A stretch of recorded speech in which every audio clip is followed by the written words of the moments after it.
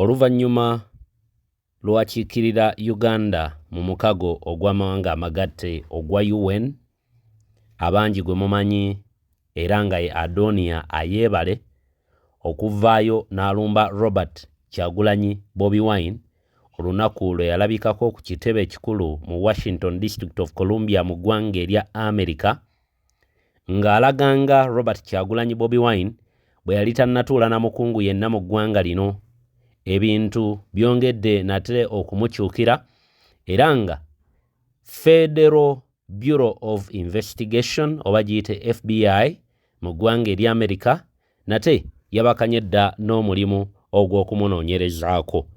Biki bye bali mu kufeffetta ebikwatagana ku Adonia Ayebale byonna ogenda kubeera nga obitegeera. Kankubbireko katono ku ntandikwa ya vidiyo eno. Kigambibwa nti Adonia Ayebale ono ayina obukadde n'obukadde obwa $, obutera okuyita ku account ez'enjawulo mu mannya ge okugwa mu ggwanga erya America n'okufuluma eggwanga eryo. Oba oli awo ng'omukungu ow'ekitongole kino eky'amawanga amagatte akiikirira eggwanga erya Uganda, abakulu kye bagambye nti wandibanga waliwo diiru gyakutula ey'omunda gye baagala okwekkaanya. Kitongole kya Federal Bureau of Investigation oba giyite FBI, ate ekyo bwe kikwatako omanya nti mitawaana myereere gy'oba oyolekedde. Ne bamala bakukwata nga gukukka muvi oba oyolekedde emitawaana omuli oggobwa mu ggwanga eryo nandiki okangavvulwa mu ggwanga eryo lyennyini eriba likukutte olw'ekikolobero ekyo. Naye ng'entabo yava ku ki? Adonia Ayebale kuteeka nnyindo mu bitamukwatako. Robert Kyagulanyi Bobi Wine olunaku lwe yagenda nate wali ku Capitol Hill mu Washington District of Columbia okubaako n'abakungu baatuula nabo. Wuno nate Omumerika omulala avuddeyo bw'atyo n'aluma ogw'engulu n'alaganga gavumenti ya Mwami Yoweri Kaguta ati bahabulwa bweri mukadde akaakatyabaga. Entabo enno eva ku ki? Mitawaana myereere nga giva ku ebyo ebyaliwo mu kalulu ke twakafundikira ak'omwaka 2026.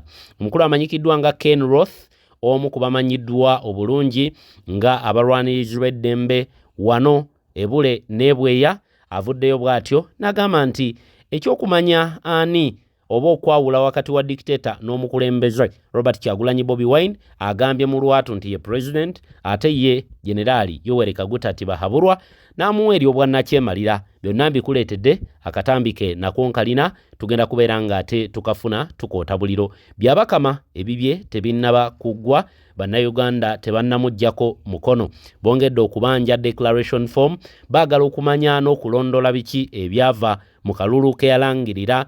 Mukadde nga kano oluvannyuma lw'okulangirira akalulu lwaki yalibadde nga wakayita ennaku 10 n'okudda waggulu tannaba kuteekayo ebyo ebyali bivudde mu ebyo bye yalangirira. Ye bye yalangirira yabijjawa? Byava mu bire bw'aba nga alemeddwa okubiteekayo, oba tukikonfaminga mu lwatu nti akalulu kano tekaaliyo era eyakalangirirwa nti yeyakawangula yali mukyamu nga kagwana okuddibwamu. Njagala ojjukire nti National Unity Platform yateekawo embeera negamba nti without the declaration form uploaded to the internet ku mukutu ogwa Independent Electoral Commission, NUP nayo tegenda kukwata declaration form zirina kulabika nti ebaako ewantu wonna wezitimba. Naye bannayuganda olwedde batandikiddewo dda okuwanika declaration form ng'akabonero akalaga nti bo beetefutefu n'ebiwandiiko byabwe weebiri byabakama ateekeyo ebibye kwe yava okulangirira kalulu, okulangirira mwami Tibahabulwa nga bwe twogerera ebula ennaku 6 Generali Tibahabulwa oba oli awo n'abantu be nga beeteekerateekera okulayira. Yelop Joel avuddeyo n'obubaka obukambwe oluvannyuma lw'ekiwandiiko oba etteeka erya The Protection of Sovereignty Bill omwaka 2026 okuteekebwako omukono. Agambye nti bannaffe abali ku ludda luli olulala beerabidde nti enkuba bw'etonnya ffenna tutoba, era n'abagamba nti etteeka lino obutuufu bwalyo oba emitawaana n'emiteeru gyalyo bajja genda okwekanga ng'abo bonna obwedda abaleekaana nti aye bonna etteeka lino libatwaliramu kanywa. Era n'agamba nti akadde kalituuka. Agambye nti the day of reckoning eventually comes. Akadde ak'okwenenya, akadde ak'okwejjusa, akadde ako kamala kyaddaaki ne katuuka. Tugenda kubeera ng'ebyo byonna tubifuna naye katandike n'omukulu ono tumale okuwulira akatambike. Omukulu Ken Roth ye bw'ati bw'agambye bw'abadde ayogera ku bya Robert Kyagulanyi Bobi Wine ne Generali Yoweri Kaguta Tibahaburwa. Njagala tutandike n'akatambi ako baana ba maama ate ndyoke nkomewo n'ebirala tubifune mu bujjuvu. Because right now, the dictator of Uganda, Yoweri Museveni, is going to swear in on the 12th of this month. But as we speak, we've never seen any results from the Electoral Commission.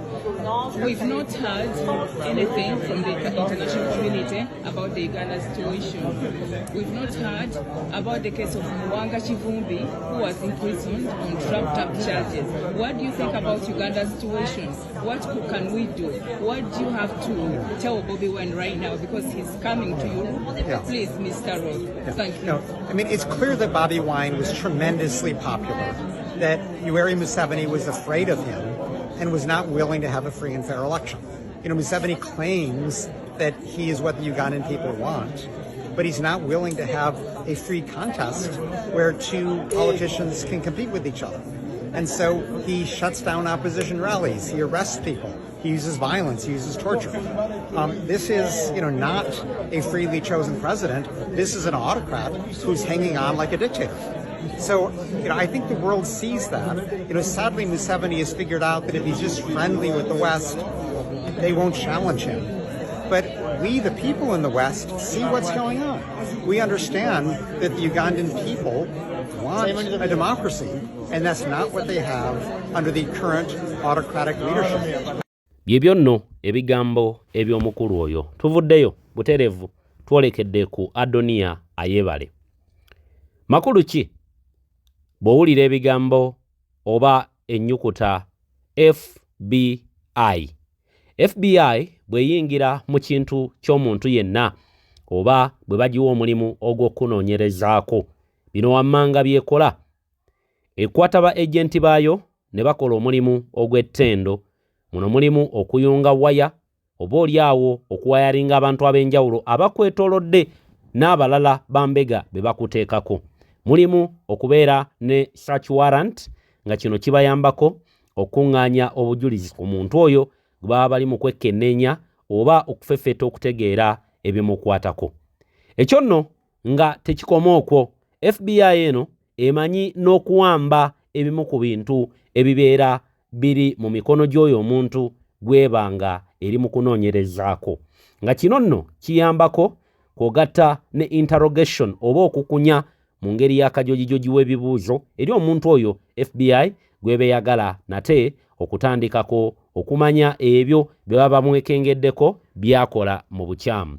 Kati mu kifaananyi kye twaliramu Adoniya Ayebale olunaku olwaleero, FBI etandika na investigation ne intelligence. Ba agent ne bagenda ne bafeffetta ne bamala okugatheringa document ne baconductinga interview ate olumu nga bajjayo n'obukodyo obw'enjawulo okulaba nti bafuna information yeno. Tekikoma okwo, kyeyongerayo buterevu. Bwe bamala okukola ekyo batandika n'okugoberera entambulayo. Njagala mujjukire nti mu weekend eno gye tukubye omugongo, Robert Kyagulanyi Bobi Wine ayina akafo we yali nayo yatula mu lwatu nti abadde ayingira n'alaba Adoniya Ayebale nga naye alina wakyama. Kino nno kyandibanga kye kyaviiriddeko Adoniya Ayebale okutandika okunoonyerezebwako lwaki yali badde alinya Robert Kyagulanyi Bobi Wine kagere ku kagere. Ate nno nga FBI yekola omulimu guno mu ggwanga eri Amerika, abalimu NRM bajja gamba musudiya nnyo Kyagulanyi naye nga reality Adoniya Ayebale weekend ewedde akatambi kafuluma Robert Kyagulanyi Bobi Wine n'akonfaminga n'agamba nti alina wamulabye ng'ayingira, kitegeeza amulinnya kagere ku kagere. Kati ekyo bwe kiggwa, FBI bwe mala okukola surveillance oba okufeffetta okutegeera okutrackinga nga bayita mu ba federal agent nga bayita mu federal court, bakola kye tuyita okuwamba ebimu ku bintu by'otambula nabyo era babeera ne kye tuyita search warrant okwongera okutegeera n'okumanya bani b'oyogera nabo, bani b'okolagana nabo, bali mu ggwanga eri Amerika, bali mu ggwanga lya Uganda. Mu kifaananyi ekya Adoniya Ayebale kye tuli mu kwogereramu olunaku lwaleero, tebakoma okwo, bafuna credible information okuva ku gadget buli gadget gyotambula nayo, njogera ku mobile phone, njogera ku computer, njogera ku documents, ebiwandiiko byotambula nabyo, era nga bino batera kubijja either ku mulimu gwo oba mu makaago. Tebakoma okwo, bakola kye tuyita interview oba interrogation. Ba agenti bano batendeke ekitagambika nti bakugwako nga totegedde na kutegeera. Era nkiwa tufunidde information eno nti Adonia Yebale FBI yandibanga yayingidde mu kuyigga n'okufeffeta information kubimukwatako ng'already information abakulu bano bagifunye emala aba FBI ng'era banaatera okudrawinga conclusion nti Adonia Yebale ono ku buli bank account kubaddeko omudidi oguyitako okuva mu ggwanga eri America ate nga gwolekera Uganda n'ogumu oguva mu Uganda nga gwolekera mu ggwanga eri America. Jjukira nti yakiikirira Uganda mu mukago ogwa UN mu ggwanga lya America. Yakiikirira Uganda mu mukago ogwa UN mu ggwanga erya America. Era nga UN kitongole ky'amawanga magatte ekitwala amawanga mangi oba ekigatta enkolagana ya America n'amawanga mangi agali ku lukalu olwa Africa. Kino nga kiyambako mu byobulamu, kiyambako mu byentalo ebyokwerinda, military relationship oba cooperation, tekikoma okwo kiyambako oba oliawo ne mu kuyambako mu byemmere n'ebirala naddala eri abo abanoonyi b'obubudamu abayingidde eggwanga lyonna. Abakulu bano bwe bamala kye tuyita interrogation badda mu nkola ey'amateeka okukwata bakuteeka eri Attorney Department. Bw'omala okugenda mu department eyo nga ebiddako ze penalty. Penalty ki oba biki bye batera okuteekawo nga omuntu bamukutte ng'ayina ebimuvunaanibwa. Bino wammanga omuntu oyo bagenda ku freezinga account ye bw'abanga abadde ayina fraud mwadiringira, bajja kwata account ye bagigalewo bagiblockinge nga takyayina muntu yenna gwakolagana naye oba nga takyayina transaction yonna gyagenda kukolera ku account eyo. Buli account yonna ebeegudde mu katu kaabwe ng'eri mannya ge baba bagenda gikwata. Tebakoma okwo, bateekako omuntu oyo envumbo bw'abanga abadde mugwira n'okudipotingibwa n'adipotingibwa oba ne bamutikka n'addayo mu ggwanga lye nga mpaawo yadde n'akantu n'akamu kaalina. Era n'omulimu gw'abadde alina n'emirimu gyonna gy'abadde akola mu ggwanga eryo, tugambe kati ku kya Adonia Yebale emirimu gyonna gy'abadde akola mu ggwanga eri America gyonna gimugobwako era ne bamuteekako n'ekibaluwa ekibakuntumye. Ekibaluwa ekyo nga tekimuganya kuddamu fuluma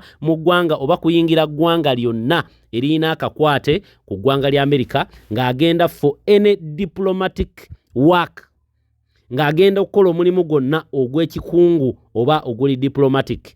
Awo nno we tuyimiridde nti Adonia Yebale bw'ateekebwako embeera efaananako ng'eyo giba gigenda kubeera mitawaana myereere. Jjukira ono mwami Yoweri Kaguta Tibahabulwa kigambibwa nti be bamu ku bantu babadde ng'ayitamu oba oliawo okuketta n'okufuna amawulire information ekwatagana ku bamuvuganya mu ggwanga eryo eri America. Muno mwe muli abantu nga ba Daniel Kauma abatwala information ku bitebe by'enjawulo mu America. Adonia Yebale eno abadde blockage nene nnyo kwogatta n'olugendo lwa Robert Kyagulanyi Bobi Wine n'abamu ku baana bannankyukakyuka, era abadde atera nnyo okulinnya eggere mu ntambula yaabwe okugenda okwongera okubunya enjiri eno eya revolution mu mawanga ago ag'abakyeruppe. Era nja kwogera kati nti emitawaana tegimanya nnyumba mbi. Embeera bw'etambula bw'eti Adonia Yebale n'ategerekeka nti ddala kituufu yenyigira mu mivuyo gyonna egya fraud, alina transaction nnyingi nnyo mu Uganda n'America nga transaction teri mu mateeka eba bigenda okumwolekera ye tuba tugamba nti ako kaba kaweddemu. Katulindire tujja kumala kubyongera kubiffeffeta tutegeere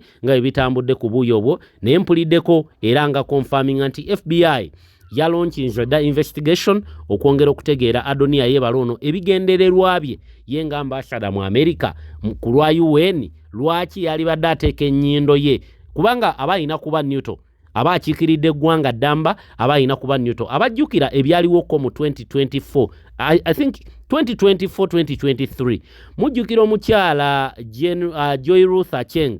Omukyala oyo Joy Ruth Acheng yali akiikirira Uganda mu Canada, yadipotingibwa yaweebwa ultimatum yaweebwa ennaku 5 okubeera nga akomyewo wano ku butaka e Uganda ng'omukungu, era Canada yamudiportinga n'akomawo wano naye nga kyava kuki yalabikirako mu katambi ng'agobaganya opposition abaali balaga obutali bumativu bwabwe ku nfuga embi eri wano ku butaka e Kampala. Kati n'Adoniya yebale UN automatically beetekwa kufubutula mufubutule emugobe adde wano ku butaka oba oli awo gy'aba akolera emirimu gye, ekitali ekyo yandifundikira nga ate agwera emabega w'emitayimbwa. Tujja kwongera okubitegeera. Kiki njagala omanye gwe Munnayuganda nti bangi abeerippye mu Kyagulanyi, bangi abagadde Kyagulanyi agwe, bangi abagadde Kyagulanyi alemererwe, naye kikalubamu nnyo emirundi emingi naddala Kyagulanyi akadde kano kaalimu okumukuba ekigo. Bw'oba walemererwa okuba Kyagulanyi mu budde buli ng'akyali muyimbi n'olemererwa omukuba mu 2020, suubira nti 2026 kijja kwanguwamu okuba Kyagulanyi okumukakkanya oba okumukriplinga ne bw'obanga otaddewo amateeka nga bw'olaba lino eppya lye baatuleetedde erya the protection of sovereignty bill erya Uganda erya 2026 baabadde beetangira Kyagulanyi. Naye ate amateeka gano gye bakomye okugaleeta okugabaga gye bakomye okulaga nti mu butuufu batya nnyo influence okuva bweru w'eggwanga kubanga ewali omukka tewabula muliro. Bw'obanga teweeraliikiridde muntu nga tewabba kalulu, lwaki oba oleeta etteeka okutangira omuntu oyo okuyingira oba okuinterruptinga mu kulonda okwaliwo? Bw'obanga teweenyigira mu viyo gyonna gya bubbi, lwaki walibadde weeraliikirira nnyo omuntu bwaddukira bweru w'eggwanga n'atandika okwanika ng'ebikolobero bwe wabikola? Gwe ate abikola lwaki odduka ng'ate tewali kikugoba? Kati Generaali Tibahabulwa alinganga alwanira mu Katebe okuttunka ne Kyagulanyi mbw alwanamu nafuye abanga alwanira mu Katebe kuba Katebe gy'okoma okulwana ennyo, gy'okoma okuteekamu eryanyi ate ko gye kakoma okukumira. Kakati mu kifaananyi kino Kyagulanyi nja mutwalanga ekyokulabirako ekyo nti kakati buli mitawaana gyonna gavumenti eno gyerimu n'amateeka gonna geri mu kubaga agagenda otuuka akadde geefuulira abo abagateekako omukono. Abamu nga balina mu kuva mu paalamenti baddayo, abandi abakyali mu paalamenti tebagenda kuddamu kufuna ministerial post oba ebifo byabwe kwe babadde, babeere nga nabo bali awo bwe batyo ng'abalala. Amateeka gano nga tegababoola nga nabo gabatwalira wamu. Mwe muleete mateeka ffe weetuli abagenda obonaabona n'amateeka ago, naye nammwe tubalindiridde mu kali akadde aka a few moment later ng'amateeka gabakutte. Kati njagala tugendeko wano mu byabakama. Byabakama ogugwe tegunaggwa kubanga Bannayuganda bagamba twagala declaration form, ebirala bijja oluvannyuma. Kikina bagambye nti emiranga egirimu NRM tegirinaalina, emiranga egiri Entebbe awo tegirinaalina. Kati katumale okuvaako mu bino katono tukomewo. President azatugamba General Museveni has been a very smart dictator.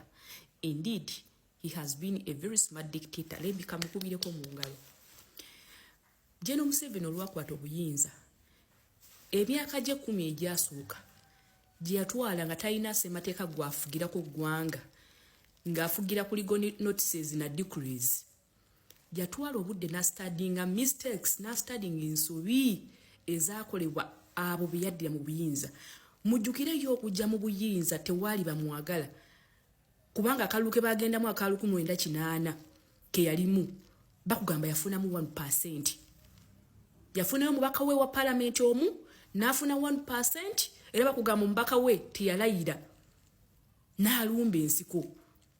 Bwe yayingira ensiko kiyasooka okunoonya amagezi, kunoonya butya bwagula mu obuganzi yabugula lwampaka mu bantu n'abalimbalimba amaze okubawuddiisa. Tujjukira bulungi nti Dr. Milton Obote bwe ya overthrowing government ya Ssekabaka Edward Muteesa ne bamuforcinga into exile. Olwakwata obuyinza mu 1966 kiyasooka okukola yasooka kukuŋŋaanya buyinza n'abuteeka mu central executive n'abuza mikono gye n'abolishinga federalism kubanga waliwo Uganda yalina federal system nga gyefugirwako. Gye n'akwata obuyinza bwonna n'awacumulatinga n'abuteeka mu central executive n'abolishinga obwakabaka and all that stuff. Then Idi Amin Dada bw'ayingirawo ye kye yakola ng'amaze okuwamba Obote totally enfuga y'amateeka n'eba nga tekyaliwo nga maanyi ga mundu. Again, when Obote came back, still in party 2, yasigala kyakola nga afugira ku pigeon whole constitution ye gye yateekawo. Etayina ye ng'omuntu actually yakwata kintu kye n'akiteekaawo. Kati General Museveni olwakwata obuyinza mu 1986 ye yatwala time yaspending eje emyaka ngali mu kustadinga bana Uganda ngali mu kustadinga bichi ebagala bichi batagala era mu bintu byasoko okukola kuteekawo feudal democracy facade democracy kuteekawo kyefaananyiriza nti democracy wali nga taliiwo obwakabaka laga bulesto walinze naye nga nyiriyo sense bulesto walinze tebuliiwo tabuwadde maanyi abulesenga buyagayaga naye nga ye ekifaananyi weebuli abutadde mu system azitaddemu abantu be indirectly nga tajja direct nga bano kye baakola kuba bano bajja direct okitegeera ekyo kyali kibaleetera abantu okugoyinga so against abantu okubeera so hungry against them ate n'obeera dictator bw'oba toyinaako side y'abantu bakuwagira kigenda kubeera ekizibu lugenda kubeera luzibu then mu 1995 olwamaze tukalakata giri emyaka nga talina mateeka General Museveni ng'akozesa only legal notices na decrees atula bulungi bakola constitution very beautiful omuntu yena nga yatunudde mu constitution ya 1995 it is very beautiful. There is no way you just ogamba nti Uganda is not a democratic country. It was a very beautiful constitution. Bakulaze nti president agenda fuga ebisanja bibiri byokka, bakulaze nti wagenda kubeera age limit, bakulaze like so beautiful things nga biri mu constitution musemateeka oyo naye ye nga akimanyi nti kyakuwuddisa kifaananyi kikumuyambako kutambuza n'amanya nti nze kyengenda okukozesa ngenda kukozesa parliament. Wano yalaga nti mu constitution nti agenda kuteeka there is separation of powers nti tugenda kubeera ne executive ng'eri independent, then tubeere ne judicial ng'eri independent, then tubeere ne parliament ng'eri independent. Jukira ya influencinga ana agenda okubeera speaker of parliament. Kitegeeza ki indirectly is the one who is in charge of parliament. Ya influencinga ani agenda okubeera agenda okubeera judge ya influencinga. Okitegeera saabalamuzi ya influencinga ni agenda okubeera saabalamuzi kubanga ya nominatinga na appointinga niyo omuntu alina okubeera nga ali approved by the parliament, which parliament gyalina mu ttaano bweti, because tukimanyi bulungi nnyo mu NRM okubeera omukulembeze okubeera MP si ntegeera gy'olina wabula osobola kugondera otya ebiragiro oba biryamu nsi olukwo oba tebigirya mukasobera ng'oli yes bakuyise bakugamba nti order eri bweti tugenda kukola kino order ne baba bakusindisa nti ogenda kutemako mama w'omutwe kasobera okkiriza nti ye ngende sobola okugumutemako gwoba oyitawo. That is Museveni for you. Ekisinze okubeera very successful button of General Museveni, it has been the parliament. Honestly, it has been the parliament. Kubanga bwe wayita emyaka 10 gyokka nga bakamala okuteeka very beautiful kifaananyi kya constitution semateeka ow'ekifaananyi tugenda otuuka mu 2005 nga constitution bamaze okusangulawo awagamba nti omupresident agenda kutambula ng'ebisanja bibiri byokka. Olwo ebisanja bibiri amaze obitambula kati olwo amaze asiimuddewo. Tugenda otuuka mu 2017 nga amaze okugyawo ekya age limit. Byonna ebintu byali biwadde abantu essuula ne baleeta n'omuwagira ne bagamba nti yono waffe kati atandise okugyayo tulukalazize nga bamaze okuyitawo emyaka 10 gyokka nga constitution yakakolebwa. Kati kitegeeza ki bino bills amendments byonna bagenda obireeta mu parliament baabireeseyo okufuna legitimacy, that is all. They come only for legitimacy, not okulaga ensi nti etteeka lino lyayitidde mu parliament niye gaba gayita dda because he knows that is the one who is in charge of the judiciary, is the one who is in charge of parliament. Wow, what a smart dictator.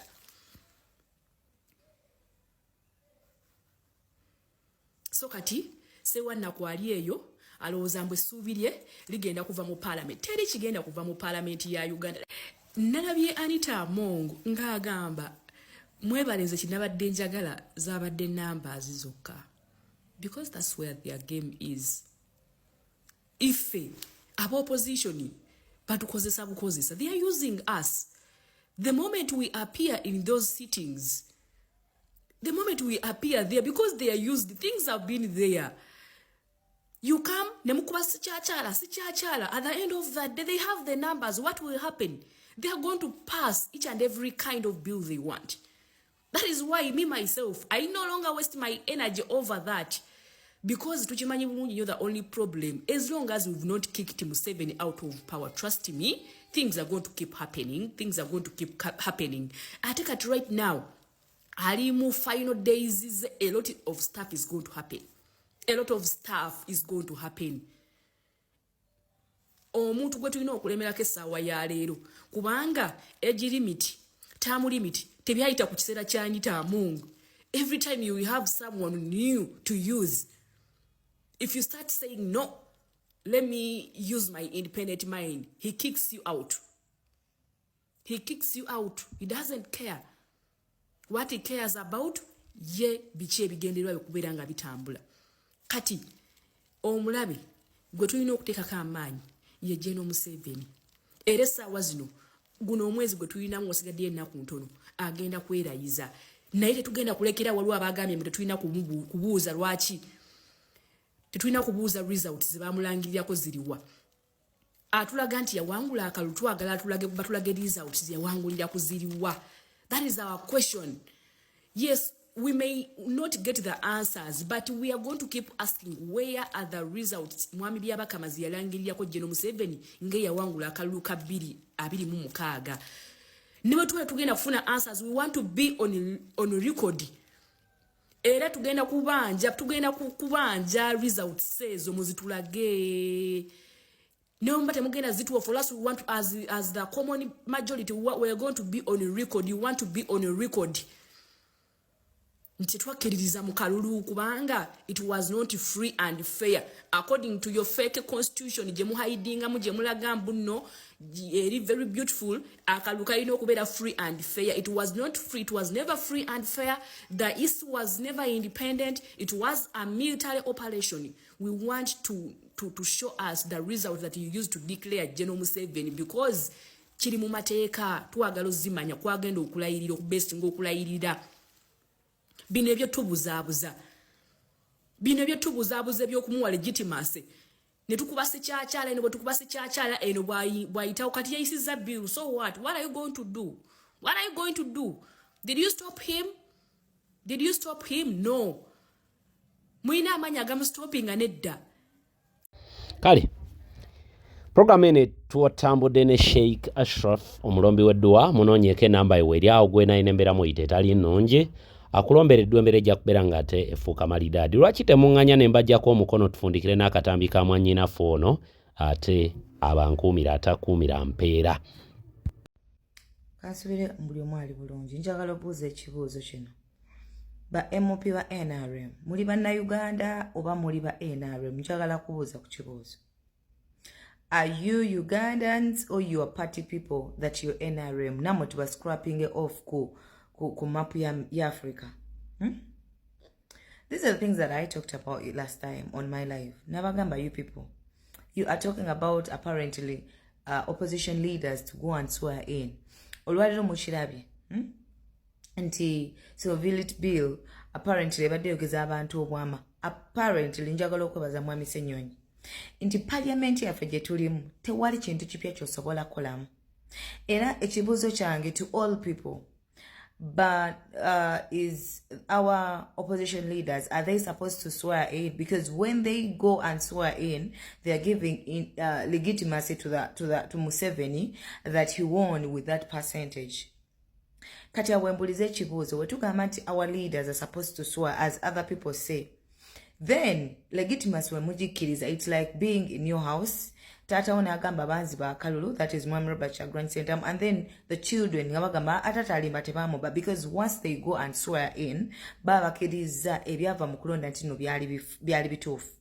Kati ano wembulize ekibuuzo buli omu ampe endowooza kubanga apparently simanyi what is going on.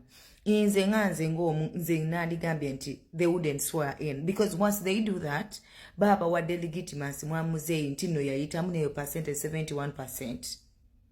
Then eno nga tugamba ne DR forms nazo tezinnafuluma. Remember agenda kulayira nga 12 sheyedde. Kati wembulize ebibuuzo kubanga olwaleero kinjigiriza ebintu bingi muli ne bag eribadde lyesibwa nti Mwami Ssenyonyi agezezzaako nnyo n'ababaka abalala opposition, but minority cannot win anything over majority. Ntandise nga mbuuza mwe ba honorable ba NRM, are you really Ugandans? wetuba tuyise ebintu nga coffee ebigendo yamba bannansi be mugenzi okiikire banange you people you knack owulira ddala ng'oyagala oba okola eki oba katonda ajje atugumbule ku bantu abamu. I'm being honest with you. Because you cannot tell me wagenda kuchikiri abantu mu parliament. You find an old man standing in the camera. Hey, this bago must pass. Bichi. I know the good thing with that bago because tetumaina reforms. You did not even teach us what the reforms are. You didn't even tell us what is in the reforms. All you have to, like everything is into dictatorship. Like you command, you force things forcefully. You force everything forcefully and you don't want to be told. Madam Speaker, we have seen people just telling you politely and you're speaking as if you are in the heaven. You're speaking as if you reached where you're going. You speak as if you don't have children in this nation. You speak as if you don't have anyone in this nation. The NRM MPs, we want to ask questions. Are you really Ugandans? Do you really feel the pain of your people from the dust from villages where you go and ask for them the votes? Do you really feel the pain? Do you know what do they go through? Have you even read the reforms of the bill? Or you have just gone an extra hand? Because for you, you know, I'm a party person, they have given me money, so I have to pass whatever. Madam Prime Minister, do you even know the chaos that you're doing that disrespect you as a woman? Do you have children? Do you really have children? I'm just asking questions. Do you really have children? You people, when you go to those caucus and everything, do you respect yourself that you have children? You have people that you represent from villages. People, let's have hearts for people. Let's serve. Do not you cannot tell me that you're going to do for. You didn't even read the reforms. Mwami Segona talked about that. You did not even read the reforms. Mwami Joel Osenyo, you talked about the reforms. Omuntu wakole chitonji no more appreciating. We did not even know the reforms that you have made with the foreign Minister of Foreign Affairs. You did not tell us. Now what can we expect? Now this is a total mess. Really a total mess. Chechino chenabagamba nti opposition wetubanga tuchali batono. There's nothing we can do in the parliament. Era newe tunalayira recently a coffee MP wa Kampala ali kumudwaliro. Like they do things forcefully. Why would you even fight in the parliament? What would you fight? What would you fight? Like you reach a time and you feel like, God, we know you're watching and you are waiting for you people. Abamune batabati abali beerawo bali bajjukiza one by one. I'm not quarreling because the bill has passed or not, but the initiation of how people have been initiating in the parliament. And that is why I'm saying, are our opposition leaders, are they supposed to swear in or not? Because a bago libalaze, omuntu omunga mwami senyo, you cannot fight over 1,000, over hundreds of MPs. Because these MPs are for God and my stomach. Na Uganda aliyo wansi.